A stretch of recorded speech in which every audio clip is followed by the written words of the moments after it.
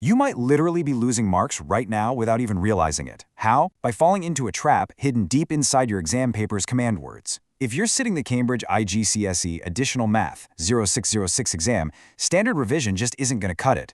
We need to figure out exactly how the examiners think. Welcome to this explainer. Today we're breaking down a specific exam strategy that separates the top-tier students from the rest, and it all revolves around one of the most heavily weighted topics on your entire paper. Okay, let's dive right into it. 15. That is the percentage of your total marks that geometric series accounts for in this exam. To put that into perspective, that is often the entire gap between an A and a B. Failing to master this or making silly procedural errors when you actually know the math, well, it's like running a marathon and just sitting down a mile before the finish line. The stakes are massive here, and that is exactly why we're targeting it today. Section 1. The Question Trap and Core Concepts. Now, we all recognize these core formulas, right? The nth term, u sub n, equals a times r to the power of n minus 1. And the sum to n terms, s sub n, equals a times 1 minus r to the power of n, all divided by 1 minus r, assuming r isn't exactly 1, of course. You know these. But here's the thing, top-performing students have to show a connected, conceptual understanding to apply these to totally unfamiliar contexts. The syllabus explicitly states that the highest marks go to candidates who can take these core principles and apply them systematically to strange, new problem descriptions.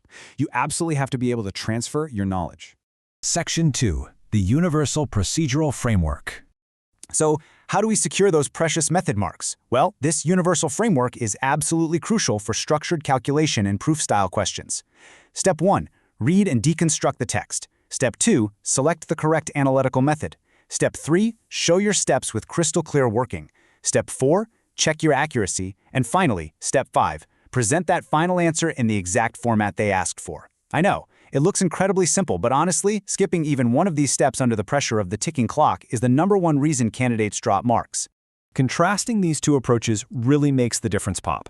Take a look at the flawed student answer. It skips straight from the formula to a final number. Where's the substitution? Where's the algebra? It's just missing. Now, check out the improved top band answer. It uses clear notation, you can literally see every single logical step, and it finishes in the correct format requested by the command word. The examiner can clearly track the systematic processing here, and that guarantees you maximum method marks. Section 3. The Open Loop. So here is the big question. What is the hidden examiner clue that changes your geometric series answer completely? The source material highlights a really specific clue buried in the text that flips the entire context of a question.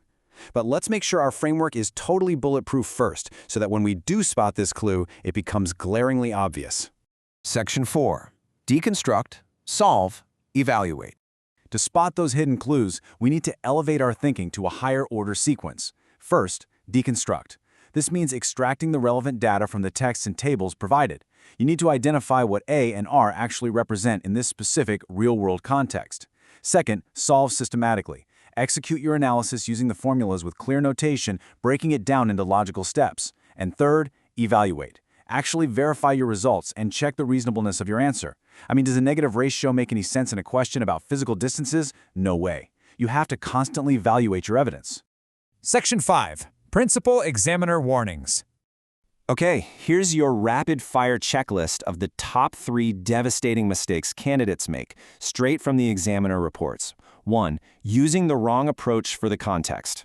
This links right back to our hidden clue, like applying the sum to infinity formula when the series doesn't actually converge. 2. Forgetting to check format and presentation. You did all the math perfectly, but you just didn't present it how they asked. And 3. Providing answers that aren't specific to the context. If they ask about the depreciation of a car's value, your final sentence needs to explicitly relate back to that car, not just be a floating algebraic number. Now, the biggest warning of all from the examiners is terminology confusion. You absolutely must define your terms before executing extended responses. If you're introducing a new variable into your geometric series calculation, state exactly what it is. For instance, write down, let n equal the number of months. If you don't define your terms, the examiner just can't follow your logic, and boom, you lose those critical method marks we talked about earlier. Section 6. The Final Examiner's Trap. So, you've mastered the framework, but the examiner reports reveal a second, much more subtle trap. We solved the first context clue, sure, but there's an unresolved problem lurking in these papers that derails even top-tier students. If you walk into that exam hall without spotting it, your method marks could completely vanish. To survive this, you have to know exactly what they're hiding in the final parts of these questions. Watch additional Math 0606 examiner report mistakes next, and subscribe to our YouTube channel Ace the Exams at acetheexams_IGCSE to excel in your Cambridge examinations. Until then, ask yourself, are you just calculating numbers, or are you actually answering the question the examiner is asking? Think about it.